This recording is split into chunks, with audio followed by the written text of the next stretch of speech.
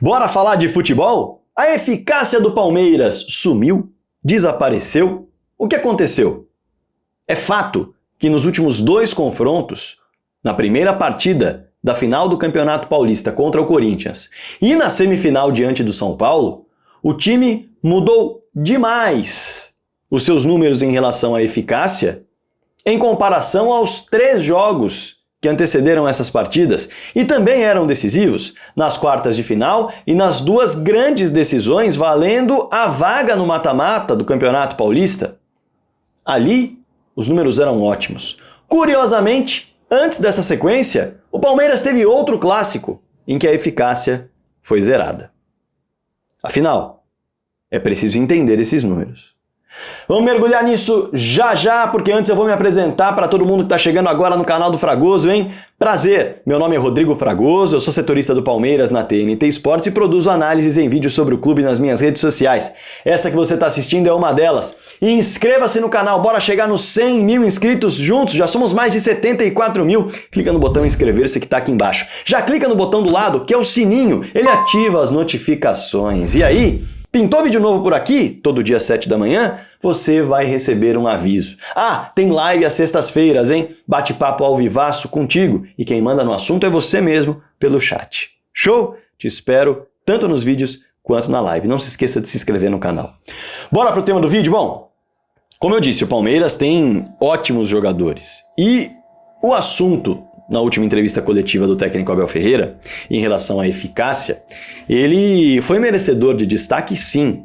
Por quê? O Palmeiras perde por 1-0 para o Corinthians em uma partida na qual finalizou 22 vezes e o seu rival apenas 3. E o Palmeiras perdeu.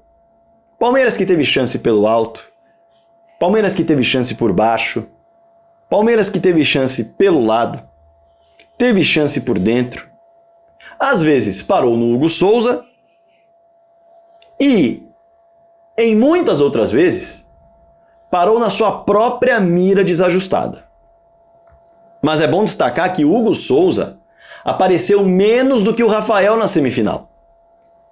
E esse é um ponto de atenção para uma equipe que, na próxima partida, precisará marcar pelo menos 2 vezes, sem sofrer gols, para conquistar o título sem depender das penalidades. Para se ter uma ideia, contra o São Paulo, o Palmeiras vence a partida por 1-0, marcado num gol de bola parada, de pênalti, numa jogada que não envolve bola rolando. E é bom lembrar que o Palmeiras perde o gol no lance do pênalti com o Estevão. Com a bola rolando, o Palmeiras não conseguiu sair do 0 nesse clássico. E foram 14 finalizações naquela ocasião, com 8 delas na direção do gol, fazendo o Rafael ser super importante para segurar o resultado. Só que contra o Corinthians foram 22 finalizações e as mesmas 8 na direção do gol, ou seja, aumentou o número de finalizações, mas não aumentou o número de finalizações na direção do gol, no alvo, que obrigam o goleiro a trabalhar. O Hugo foi importante nas que foram na direção do gol? Sim, mas o Rafael apareceu ainda mais. Mas antes da gente continuar com o vídeo, deixa eu passar um recado para você. O meu professor de inglês vai aparecer na sua tela agora.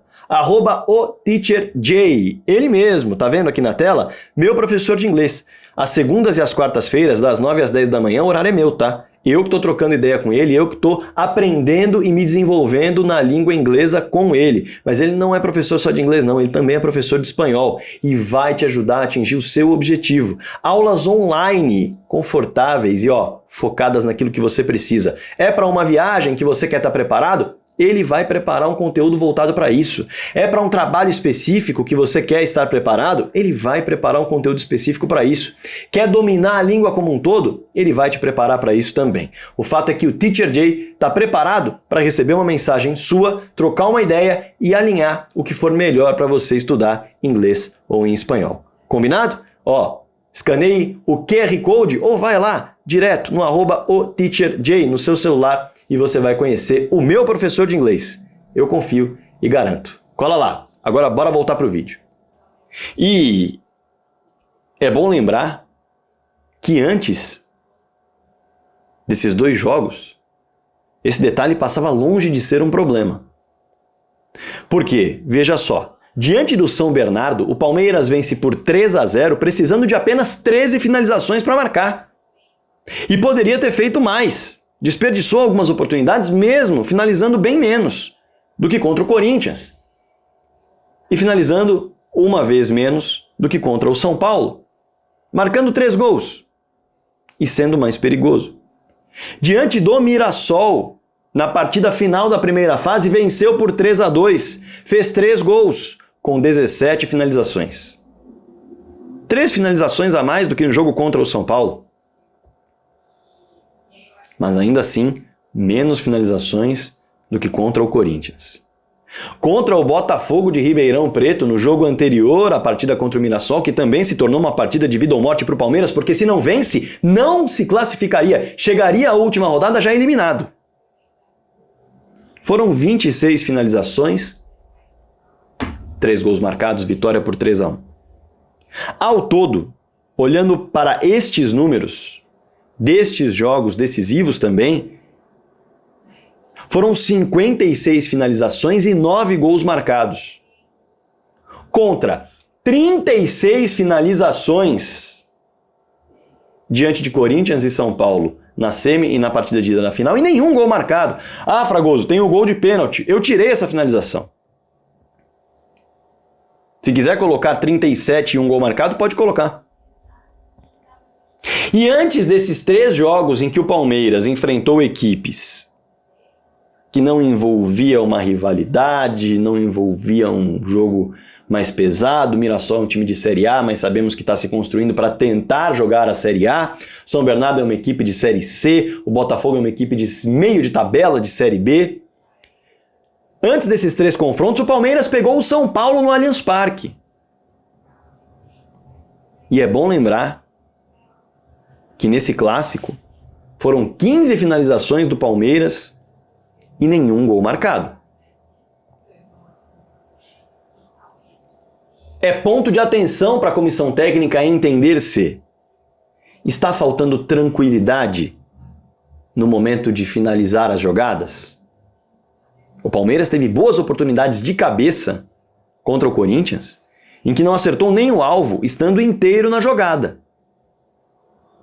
É tranquilidade que falta no momento da finalização? Está faltando concentração para tomar a decisão certa, o momento certo de bater, o posicionamento certo do corpo?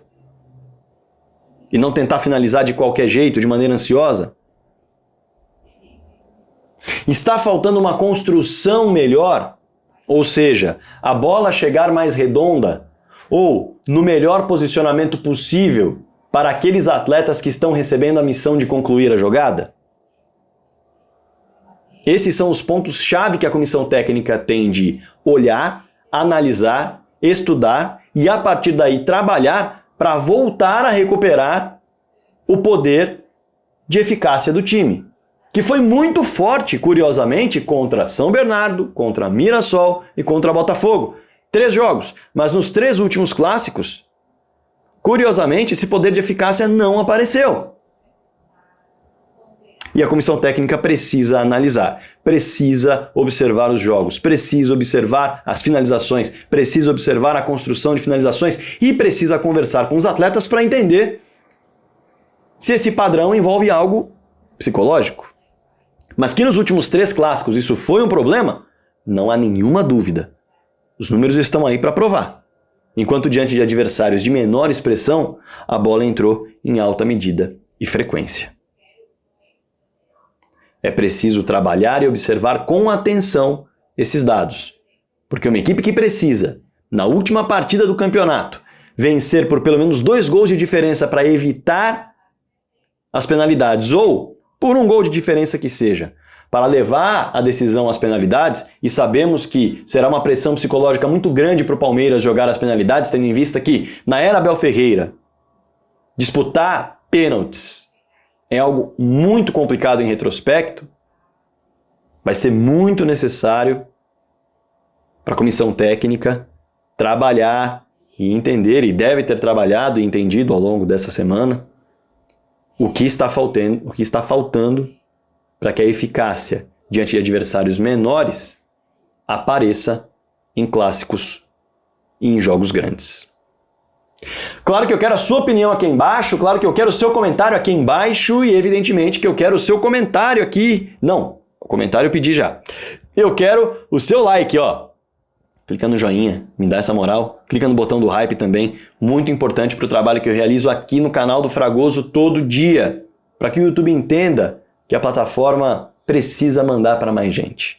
Além disso, claro, se você quiser ser membro do canal, vou ficar muito contente. Clique no botão Seja Membro e conheça os planos. Espalhe o canal do Fragoso para todo mundo. Estou esperando seu comentário aqui embaixo e a sua inscrição, hein? Bora falar de futebol!